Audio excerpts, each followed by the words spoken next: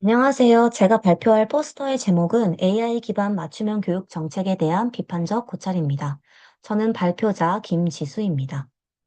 목차는 다음과 같이 진행될 예정이고요. 첫 번째로 연구 배경 및 필요성에 대해서 말씀드리겠습니다. 2022년 이래로 AI 기반 맞춤형 교육은 학교 교육에 있어서 큰 화두로 떠올랐습니다. AIDT 추진에서 볼 수 있는 것처럼 최근 정책들은 기존의 교육 정보와 정책과는 다르게 전략의 구체성 측면에서 매우 높은 밀도를 지니고 있습니다. 디지털 기술에 대한 관심이 실질적인 교육 정책으로 이어지면서 정부의 물적, 인적 투입이 심화하고 있고 공교육의 맞춤형 학습을 위한 에듀테크 중심의 정책적 기반이 형성되고 있는 상황입니다. 그러나 AI 기반 맞춤형 교육의 가능성이나 그 교육적 효과에 대해서는 긍정적인 전망뿐만이 아니라 신중론 혹은 회의론까지 다양한 견해가 제시되고 있습니다. 최근 한국 교육에서 적극적으로 논의되고 있는 AI 기반 맞춤형 교육 정책 역시 차분한 성찰이 필요한 실정입니다. 특히 기존의 선행 연구들은 AI 디지털 교과서나 혹은 학습 분석과 같은 특정 기술에 주목하거나 디지털 전환에 대한 교육 주체들의 인식 및 선도학교의 도입 현황에 치중한 경향이 있습니다.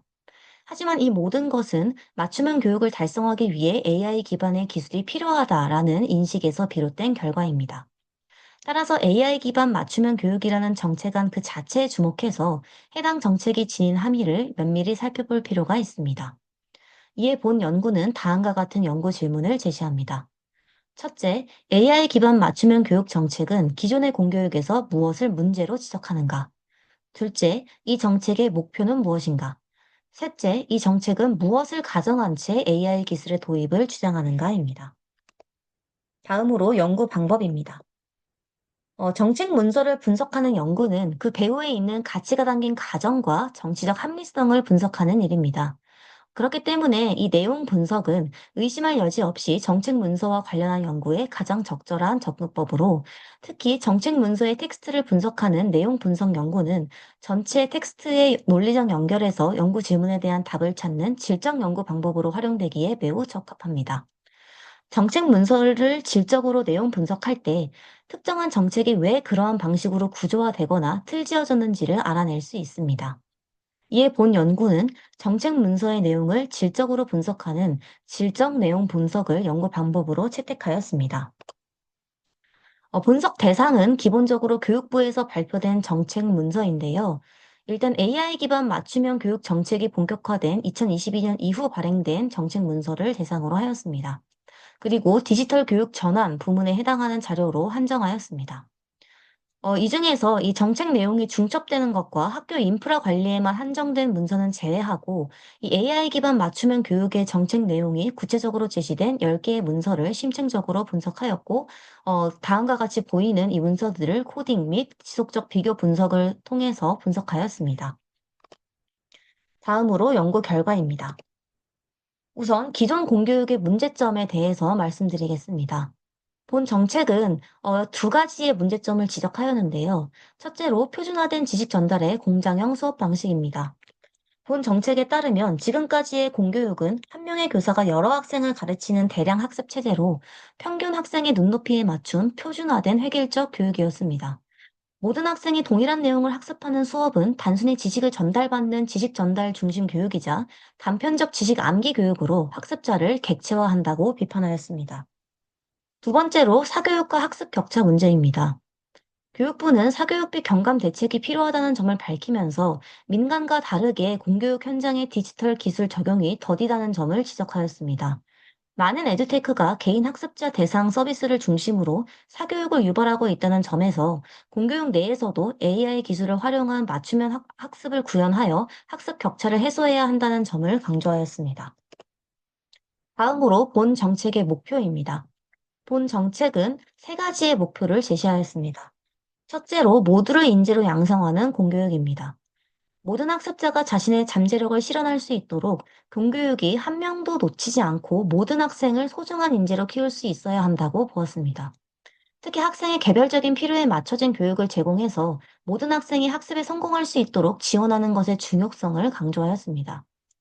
둘째로 자기 주도적이고 주체적인 학습자로서의 학생을 길러내는 것입니다.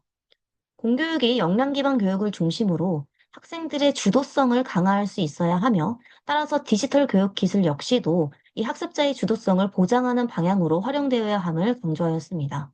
이것은 곧 그동안 객체화되었던 학습자를 다시 교육의 중심으로 옮기는 것을 뜻했습니다. 실제로 교사의 역할 변화 역시 이 정책은 목표로 하였는데요.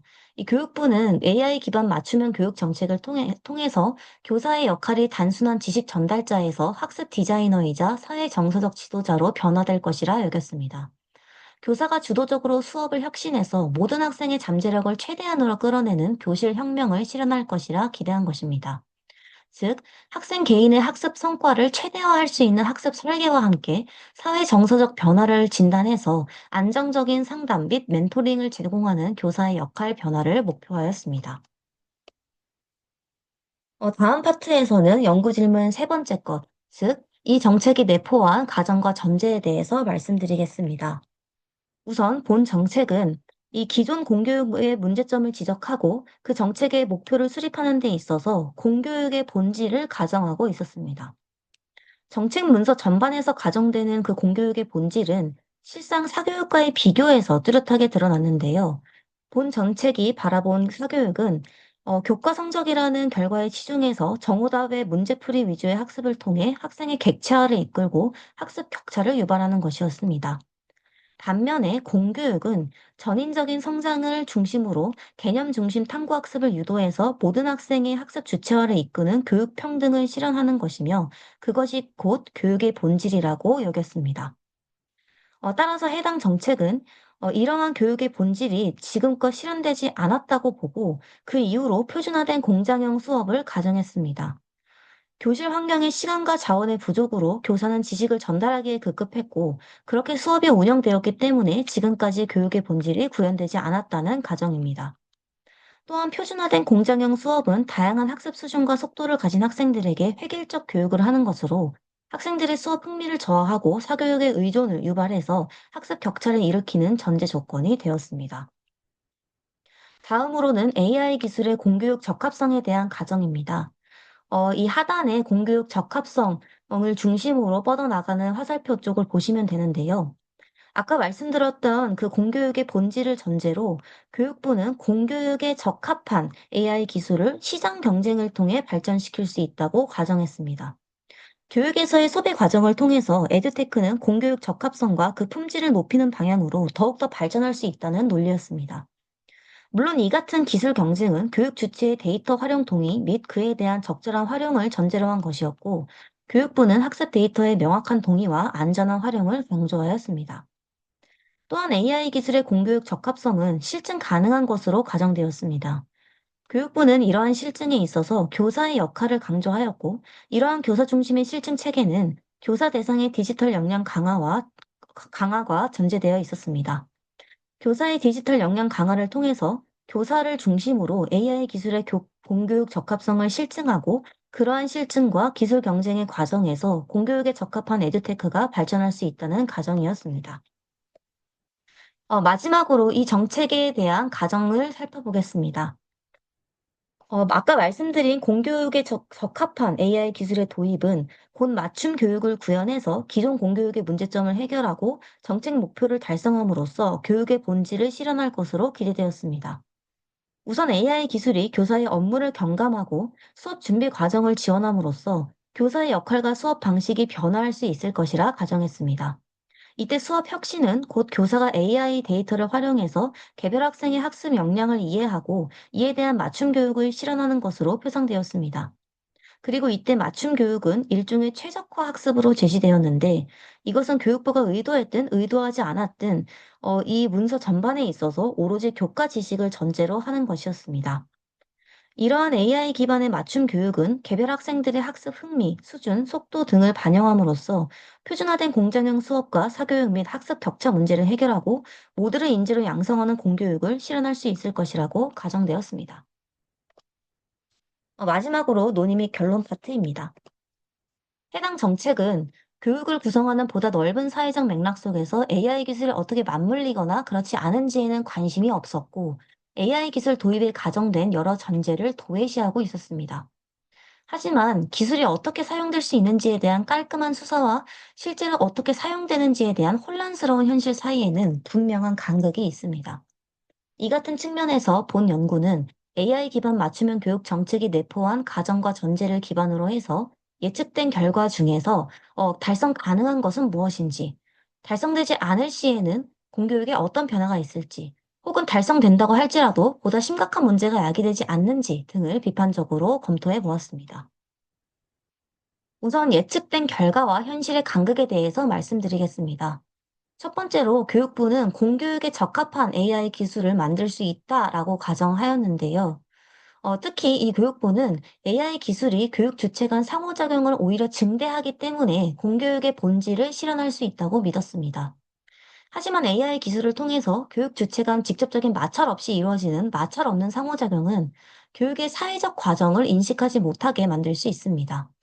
교육의 본질은 이러한 상호 의존성을 드러내고 사회적 실천을 형성하도록 하는 것이지만 AI 기술은 오히려 이를 억압할 수 있는 것입니다. 물론 본 정책이 가정했던 것처럼 교육에서의 소비 과정과 시장 경쟁을 통해서 공교육에 적합한 AI 기술이 끝내 탄생할 수 있다라고 혹자는 주장할 수도 있습니다. 하지만 여기서 또 하나의 중요한 점은 기술 경쟁이 교육 주체의 데이터 동의와 그에 대한 적절한 활용을 전제하고 있다는 것입니다. 하지만 교육 주체의 동의 거부에 대한 사안이나 혹은 민간 기업의 목적 외 활용에 대한 실질적인 대책은 해당 정책에서 전혀 언급된 바가 없었습니다. 게다가 사실 AI 기술은 본질적으로 수치화된 데이터에만 의존하기 때문에 실상 공교육 적합성이라는 것을 쉽게 판단할 수 없습니다. 학생의 역량이나 전인적인 성장이 기술 데이터로 실증될 수 있는지는 의문이며, 결국 가치 있는 것을 검증하는 것이 아니라 검증할 수 있는 것만을 가치 있는 것으로 평가하는 현상이 벌어질 가능성이 높습니다. 특히 AI를 통한 맞춤형 수업이 오로지 교과 지식과 그 성과를 전제로 한다는 점은 이미 교육의 본질에 근거한 공교육의 적합성을 의심스럽게 만듭니다. 다음으로 사교육과 학습 격차 해결에 대한 것입니다. 설사 진짜 공교육에 적합한 AI 기술이 도래한다고 할지라도 이것은 사교육과 학습 격차를 해소하기 어렵습니다. 해당 정책은 학교 수업이 개별 학생의 학습 상태를 고려하지 못해서 학생들이 사교육에 의존하고 그 학습 격차가 벌어졌다고 가정했지만, 사실 이 학교 수업은 이 사교육과 학습 격차 문제에 있어서 중요한 원인이 아닐 수 있습니다. 왜냐하면 이 사교육과 학습 격차 문제에는 대학 입시 제도라는 보다 강력한 구조적인 문제가 놓여 있으며, 그렇기 때문에 AI 기술을 도입해서 맞춤 교육을 실현하는 것만으로는 이러한 문제를 해결하기가 어려운 것입니다. 세 번째로 표준화된 공장형 수업을 타파한다는 것입니다. 맞춤 교육에 오로지 교과 지식을 전제한다는 점에서 해당 정책이 제시한 맞춤 교육은 사실 기존의 표준화된 교과 지식의 표준화된 전달이 표준화된 교과 지식의 개별화된 전달로 바뀐 것에 불과합니다. 게다가 사실 따져보면 개별화된 전달이라고 하더라도 그 전달 역시도 여전히 표준화되어 있습니다. AI는 그 본질상 평균값을 기반으로 작동하기 때문에 기존의 문제를 해결해주지 않는 것입니다. 평균에 기반한 알고리즘은 일부 개인이나 집단에게는 효과적이었을 학습을 완전히 배제하며, 왜 누군가에게는 특정한 학습이 효과적이지 못했을지에 대한 물음을 무시합니다. 더 나아가서 AI 기술은 끝내 획일화를 유도합니다. 개별 학습의 자유를 보장하는 것이 아니라 모두를 동일한 학습 결과로 이끄는 것에 머무르기 때문입니다. 실제로 해당 정책에서 가정된 AI 기반 맞춤 교육은 근본적으로 누적 데이터를 통해 무엇이 문제인지를 판단합니다. 올바르다고 규정된 표준적인 행동만을 장려하고 실패를 방지하는 데 중점을 두는 것입니다. 네 번째로 모두를 인재로 양성하는 공교육에 대한 것입니다. 사실 AI가 애당초 자기 이해와 자기 주도성이 높은 학생의 학습 능력을 더 강화할 수 있을지는 몰라도, 그러한 능력과 학습 흥미가 없는 학생에게 그 흥미를 이끌어낼 수 있을지는 의문입니다. 왜냐하면 이런 시스템들은 과거의 행동을 그대로 반영할 뿐이며 새로운 무언가를 만들어내지는 못하기 때문입니다. 따라서 기술적 개입은 실상 가장 도움이 필요한 이들에게는 오히려 덜 효과적이며, 삶의 많은 것들과 마찬가지로 이미 더 유능하고 자신감 있는 사람들에게 더 큰 혜택을 주게 되는 경향을 보입니다. 이 같은 점에서 AI 기술은 모두를 인재로 양성하는 공교육을 실현하기보다는 오히려 학습 효과의 불평등을 강화할 수 있습니다. 다섯 번째로 자기주도적 주체로서의 학생입니다. 사실 가르치고 배우는 것은 무엇을 해야 하는지뿐만 아니라 그걸 왜 해야 하는지를 스스로 깨달아야 하는 과정임에도 불구하고 AI 시스템은 학생의 의사결정을 지원하기보다는 지시하거나 결정합니다. 따라서 학생들은 결국 AI의 요구에 따르게 되어서 자기 조절 능력을 기르거나 자아 실현을 할 기회를 빼앗기고 그 결과 주체성은 점점 약화됩니다. 이러한 프레임 속에서 학생들은 이미 정해진 질서의 한 사례가 되어서 각자가 얼마나 성공적인 사례가 될 수 있을지에 초점 맞춰집니다. 마지막으로 학습 디자이너이자 지도자로서의 교사와 관련된 것입니다. 우선 AI가 교사의 업무를 경감시킬 수 있다는 가정과 관련하여서 현실에서는 AI 기술이 교사의 업무량을 줄이기보다는 오히려 늘리거나 악화시킨다는 실증적 증거들이 점점 증가하고 있습니다. 그리고 이 교사가 AI 데이터를 활용해 개별 학생을 이해하고 각자에게 맞춤 교육을 할 수 있다는 그 가정에는 첫째로 학생 역량에 대한 AI의 이해와 둘째로 AI의 데이터에 대한 교사의 이해가 전제되어 있습니다. 하지만 이 첫 번째, 즉 학생 역량에 대한 AI의 이해와 관련해서 AI가 측정한 데이터 포인트만으로 현실 세계에서 이뤄지는 학습 과정의 복잡성을 포착하기는 어렵습니다. 그럼에도 마치 학습자를 정확히 이해하고 설명하는 것처럼 그럴듯한 정보를 내놓는 AI는 오히려 학습자에 대한 교사의 이해를 방해할 수 있습니다. 그리고 둘째로 AI 데이터에 대한 교사의 이해는 더욱더 어려운 영역인데요. 그 근본적인 문제가 AI 자체의 특성에 있기 때문입니다. 교사가 개별 학생의 학습 설계를 주도하기 위해서는 AI 데이터가 어떤 기준으로 형성되고 왜 어떠한 과정으로 특정한 학습 경로가 제시되었는지를 알 수 있어야 하는데 AI 시스템이 내리는 결정 이면의 논리적 근거를 파악하기가 점점 더 어려워지고 있기 때문입니다. 이러한 점에서 교직은 AI의 전문가적 판단을 해석하고 실행하는 역할로 축소될 수 있습니다. 이런 점에서 교사가 AI처럼 일하게 되는 것은 그들이 AI에 의해 완전히 대체되는 것보다 훨씬 가능성 있는 시나리오입니다. 교사는 AI 기술의 주도에 따라 더욱더 AI처럼 일하도록 밀려나고 교직은 전문성이 박탈된 고된 노동으로 전락할 위험이 있습니다. 마지막으로 예측되지 않은 결과에 대해서 말씀드리겠습니다. 앞서 말씀드렸던 것은 이 정책이 예측한 결과를 가져오지 못하는 것에 대한 이야기였는데요. 사실 AI 기술의 도입은 그러한 결과를 가져오지 못하는 것을 넘어서 예측하지 못했던 또 다른 결과를 불러올 수도 있습니다. AI 기반 맞춤형 학습에서 개인에게 선택의 자유가 있다는 가정은 학습 결과에 대한 학습자의 책임을 강화합니다. 학습 성공은 개인의 선택과 자유에서 비롯되는 것으로 구성되며 개인은 여전히 학습 개선의 주요 원천으로 여겨집니다. 즉, 개인에게 존재할 수 있는 여러 가지 구조적인 문제를 가린 채 정책 결과의 책임을 학습자에게 돌릴 수 있는 것입니다. 게다가 이러한 책임의 개인화는 교사에게도 가해질 수 있습니다. 교사에게 시간과 자원을 확보해주면 교사가 수업을 혁신하고 자신의 역할을 변화시킬 것이라는 가정은 정책 목표의 달성 책임을 교사에게 전가하는 것입니다. 요컨대 교육에서의 성공은 기술의 덕택으로 여겨지지만 그것의 실패는 교사의 자질 결여 때문이라고 여겨질 가능성이 매우 높습니다. 본 연구의 결론을 마지막으로 말씀드리겠습니다.